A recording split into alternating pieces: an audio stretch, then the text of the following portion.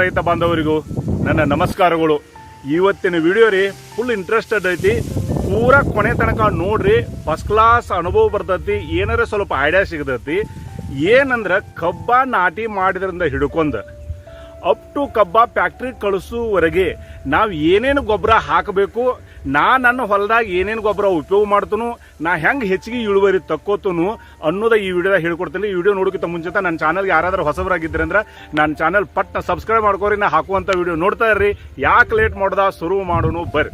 ನೋಡ್ರಿ, ನಾವು ಎಕರೆಕ 8-6 ಡಬ್ಬಿ ಗೊಬ್ಬರ ಕಡಿಯೋ ಬದ್ಲಿ ನಾವು 2 ಡಬ್ಬ್ಯಾಗ ಒಂದು ಎಕರೆಗೆ ಯಾಕೆ ನಾವು ತುಪ್ಪಿ ಗೊಬ್ಬರ ಅಡಿ ಗೊಬ್ಬರ ಕಡಿಬಾರ್ದು?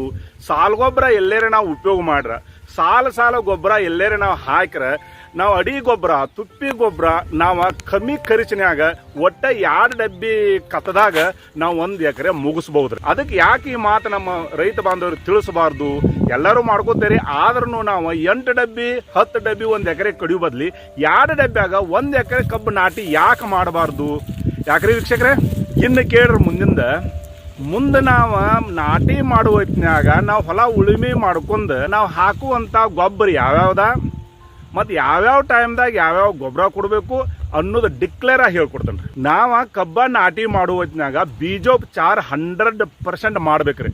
ಬೀಜೋಪಚಾರ ಮಾಡಲಿಲ್ಲ ಅಂದ್ರೆ ನಮ್ಮ ಕಬ್ಬ ಸರಿಯಾಗಿ ಬೆಳೆದು ಬರೋದಿಲ್ಲ, ಕೀಟನಾಶಕ ಭಾಳ ಕಾಡ್ತಾವು. ಹಿಂಗಾಗಿ ನಾವು ಬೀಜೋಪಚಾರ ಮಾಡೋದು ಭಾಳ ಒಳ್ಳೇದ್ರಿ. ನಾವು ಬೀಜೋಪಚಾರ ಮಾಡ್ಕೋಬೇಕು. ಬೀಜೋಪಚಾರ ಏನ್ ಮಾಡ್ಕೋಬೇಕ್ರಿ? ಕಾರ್ಬನ್ ಡೈಜಿಮ ಇಲ್ಲಂದ್ರ ಕ್ಲೋರೋಪ್ಯಾರಿಪಾಸ, ಇವ್ 2ರಾಗ ಒಂದ ಬೇಕಾದ್ರೆ 2 ಕೂಡಿಸಿ ನಾವು ಬೀಜೋಪಚಾರ ಮಾಡೋದು ಒಳ್ಳೇದ್ರಿ. ಇದನ್ನ ಎಷ್ಟು ಮಾಡಬೇಕು ಏನು ಮಾಡಬೇಕು ನೀವು ಔಷಧ ಅಂಗಡಿಯಾಗ ಹೋಗಿ ಕೇಳಿ ತಗೊಂಡು ಮಾಡಿ ನೀವು ಬೀಜೋಪಚಾರ ಮಾಡ್ಕೋರಿ. ರೈತ ಬಾಂಧವ್ರೆ, ನಾವು ಕಬ್ಬ ನಾಟಿ ಮಾಡೋದನ್ನ ಏನೇನು ಗೊಬ್ಬರ ಕೊಡ್ಬೇಕ್ರಿ? ಫಸ್ಟ್ ಗೊಬ್ಬರ 1 ಚೀಲ DAP, 1 ಚೀಲ ಪೊಟ್ಯಾಶ್, 1 ಚೀಲ ಯೂರಿಯಾ. ಇದ್ರ ಜೋಡಿ ನಾವು ಕಾರ್ಬನ್ ಡೈಜಿಮ್ ಪ್ಲಸ್ ಮ್ಯಾಂಕೋ ಜಾಬ ಕೊಡ್ಬೋದ್ರಿ. ಯಾಕಂದ್ರೆ ನಾವು ಅಚಾನಕ್ ನಾವು ಬೀಜೋಪಚಾರ ಮಾಡಲಿಲ್ಲ ಅಂದ್ರೆ ಕಾರ್ಬನ್ ಡೈಜಿಮ್ ಈ ತರ ಮಿಕ್ಸ್ ಮಾಡ್ಕೊಂಡು ನಾವು ಗೊಬ್ಬರ ಒಕ್ಕೋಬೇಕ್ರಿ. ಇದ್ರ ಜೋಡಿ ನಾವು ಮ್ಯಾಗ್ನೇಷಿಯಂ ಸಲ್ಫೇಟ್ 25 kg ಮಿಕ್ಸ್ ಮಾಡ್ಕೊಂಡ ಪೂರಾ ನಾವು ಸಾಲ್ಗೊಬ್ಬರ ಒಕ್ಕೊಂಡ್ ನಾವು ಕಬ್ಬ ನಾಟಿ ಮಾಡಬಹುದ್ರಿ ವೀಕ್ಷಕ್ರಿ. ಇದು ಪೈಲಾ ಸ್ಟೆಪ್ ಆತ್ರಿ. ಇನ್ನು 2ನೇ ಸ್ಟೆಪ್ನ್ಯಾಗ ಕಬ್ಬ ನಾಟಿ ಮಾಡಿದ 25ನೇ ದಿವಸಕ್ಕೆ 1 ಚೀಲ ಯೂರಿಯಾ ಕೊಟ್ಟ ನೀರು ಹಾಸ್ಬೇಕ್ರಿ. ಅದ 45ನೇ ದಿವಸಕ್ಕೆ 2 ಚೀಲ ಯೂರಿಯಾ ಕೊಟ್ಟ ಪಕ್ಕ ನಾವು ನೀರು ಹಾಸಿರ್ಬೇಕ್ರಿ ವೀಕ್ಷಕ್ರೆ. ಇನ್ನು 3ನೇ ಸ್ಟೆಪ್ ರೀ 60ನೇ ದಿವಸಕ್ಕೆ ಅಂದ್ರೆ 2 ತಿಂಗಳಿಗೆ ನಾವು 19 ಪ್ಲಸ್ ಜಿಬ್ರಾಲಿಕ್ ಆಸಿಡ್ 40ರಿಂದ 45 ml ಇವೆರಡು ಕೂಡಿಸ್ಕೇಸಿಂದ ನಾವು ನಮ್ಮ ಕಬ್ಬಿಗೆ ಸಿಂಪಡಣೆ ಮಾಡಬೇಕ್ರಿ. 4ನೇ ಸ್ಟೆಪ್ ಬಂದ್ಬಿಟ್ಟು 120ನೇ ದಿವಸ ಅಂದ್ರೆ 4 ತಿಂಗಳಿಗೆ ನಾವು ಇನ್ನು ಯಾವ ಗೊಬ್ಬರ ಕೊಡಬೇಕು? 4ನೇ ತಿಂಗಳಿಗೆ ನಮ್ಮ ಕಬ್ಬ ಹರಗಾಗ ಬಂದಿರ್ತತ್ರಿ. ಬೋದ್ ಮಾಡು ಟೈಮ್ ರೀ. ಬೋದ್ ಮಾಡುವಾಗ ಈ ಗೊಬ್ಬರ ಕೊಡ್ಬೇಕು. 1 ಚೀಲ DAP, 2 ಚೀಲ ಯೂರಿಯಾ, 1 ಪೊಟ್ಯಾಶಿ. ಇತರ ಜೋಡಿ ಸಿಂಗಲ್ ಸೂಪರ್ ಫಾಸ್ಫೇಟ್ 1 ಚೀಲ ರೀ, calcium nitrate 10 kg, humic acid 5 kg. ಇದೆಲ್ಲ ಕೂಡಿಸಿ ನಾವು ಬೆಳಿಗ್ಗೆ ಕೊಟ್ಟ ನಾವು ಫಸ್ಟ್ ಕ್ಲಾಸ್ ಬೋದ್ ಮಾಡಿದಂಗಾರ ನಮ್ಮ ಕೆಲಸ ಮುಗಿತ್ರಿ.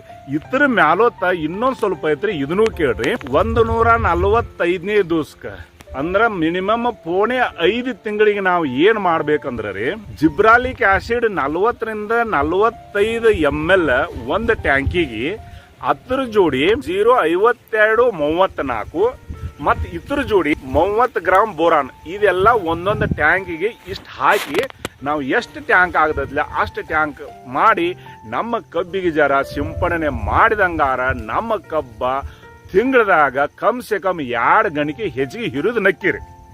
ಇತರಾಗೇನು ಸಮಸ್ಯೆ ಮಾತು ಇಲ್ರಿ.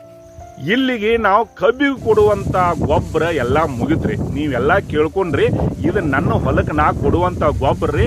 ನಿಮಗೆ ಹೆಂಗ ಬರ್ತೈತ್ಲ, ನಿಮ್ಮ ಕಡೆ ನೀವು ಹೆಂಗ ಮಾಡ್ಕೋತಿರಲ್ಲ ಹಂಗ ಮಾಡ್ಕೋ ಕರ್ತವ್ಯ ನಿಮ್ಮದ್ರಿ. ನಾ ಮಾಡಿದ್ದ ಮಾಡ್ಬೇಕಂದ್ರ ಮಾಡ್ರಿ. ನಾ ಎಲ್ಲ ಈ ವಿಡಿಯೋದಾಗ ಹೇಳ್ಕೊಟ್ಟನ್ರಿ.